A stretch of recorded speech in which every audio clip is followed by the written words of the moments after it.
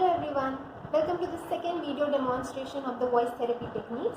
Today we are going to talk about the exercise which is called as cup bubble or lax voice. It is one of the physiologic voice therapy technique wherein the patient is taught to produce phonation without excessive muscle tension. So basically individuals who have hyperfunction voice disorder are good candidates for this exercise. The premise of this exercise is based on a similar approach which is for the semi-occluded vocal tract exercise, wherein we try to produce a smooth and easy phonation using minimal muscle tension. So let's get started with the technique. So as the name of the exercise suggests, you need a cup and you need to make bubbles. So what are we going to do? We need to get a bottle which is transparent, preferably, so that very clearly you can see the bubbles. So I have chosen this transparent bottle. You can even choose something which has a broader base and even a broader, like overall bottle is broad. It becomes easier for visualization. And I have like a couple of straws which you can use.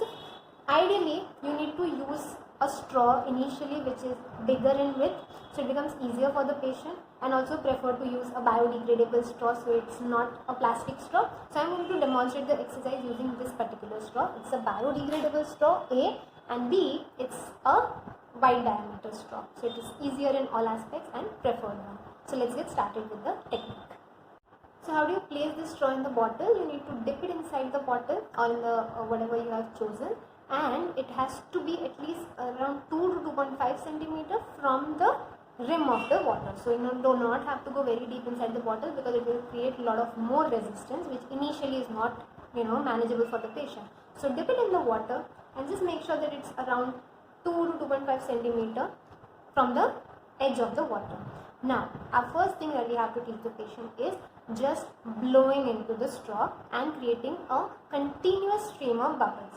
Make sure that while the patient is doing, you do not see any excessive tension in the neck area, in the shoulders. So he has to be very relaxed, and just the target is that inhale.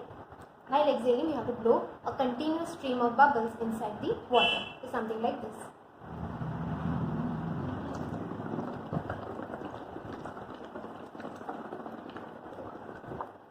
What you might see is some patients are unable to have a continuous stream of bubble. This is because their voice, their exhalation phase is really short, or it might even happen because the patient is unable to sustain a constant airflow. So it's like the capacity is there, so they have this voice breaks, and that's the reason it's visually seen like they are blowing, stopping, blowing, stopping. So that's something that you need to work on. Other cases, which is very rarely, that you might see the patient is unable to blow bubbles itself. So this can be possible if the patient is having really nasal voice and all the air which is coming out in exhalation is through the nose. So in this case, our first target becomes to treat the hypernasality and then direct the airflow from the oral cavity. Having done the continuous stream of bubbles, our first step now begins that while blowing into the water, we have to start humming. So that's the first step, wherein you ask the patient to first blow, and then with the blowing, with the bubbles going gently, then introduce the voicing in the form of humming. So it goes like this. First the blowing part will come the way we did before.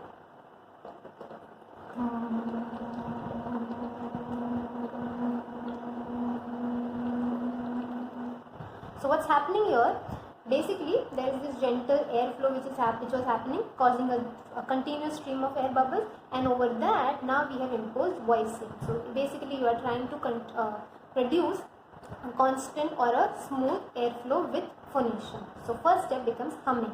Now we are going to take this humming to a next level, wherein we try to ask the patient to produce glides in humming. So from low to high and from high to low. So this is how you take it.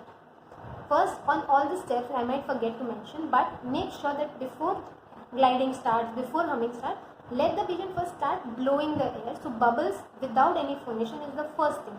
Then slowly they have to introduce the phonation part. So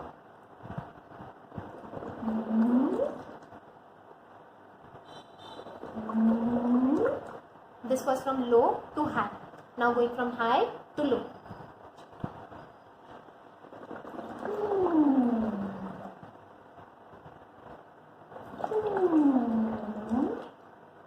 Once the patient is able to produce the glides from low to high and high to low, now it's time that we prolong this phonation to a humming of a particular pattern. So very commonly in many videos and even in articles they mention that humming of a happy birthday song while the straw is still inside at 2.5 centimeter. So you want him to hum the entire song, making sure that the airflow is constant, and all the times there is no excessive tension in the shoulders, in the larynx, nowhere. You're increasing the extent to which the air is prolonged. So initially just humming, then gliding, and now it's a complete song that you want them to hum. So this is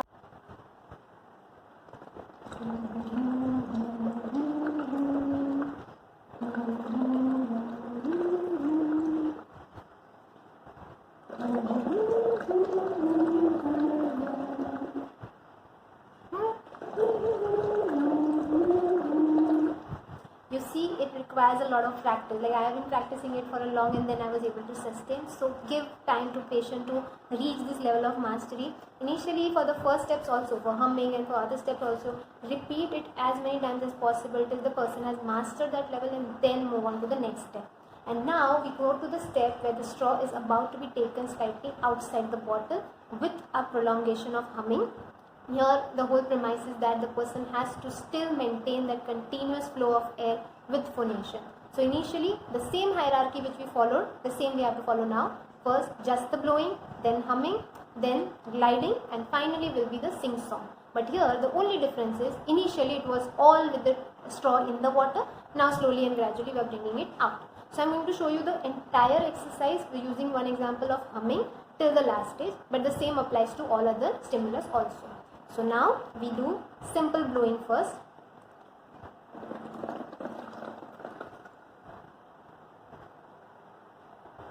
Make sure that while the straw is in the water, that same airflow is continued when you are removing it outside the bottle, like slightly above, not outside the bottle, slightly out of the water. Next step would be taking it completely out of the bottle.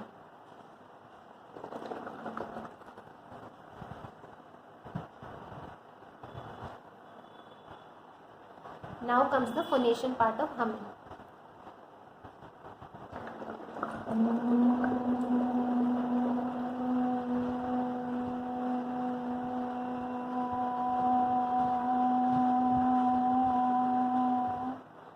You see, what happened is that the same amount of prolongation that was very easily possible within the water, now we are trying to do that without the resistance of water and in the normal manner, like how the person needs to produce it.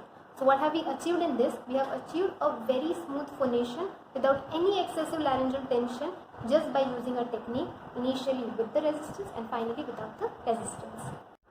So hope you learned something new, something useful for your patients. Do try it out first on yourself. Try to maintain that constant airflow with the phonation, and then definitely use it with your patients. Stay tuned with us for more videos on demonstration, and don't forget to give us your feedbacks. Bye-bye.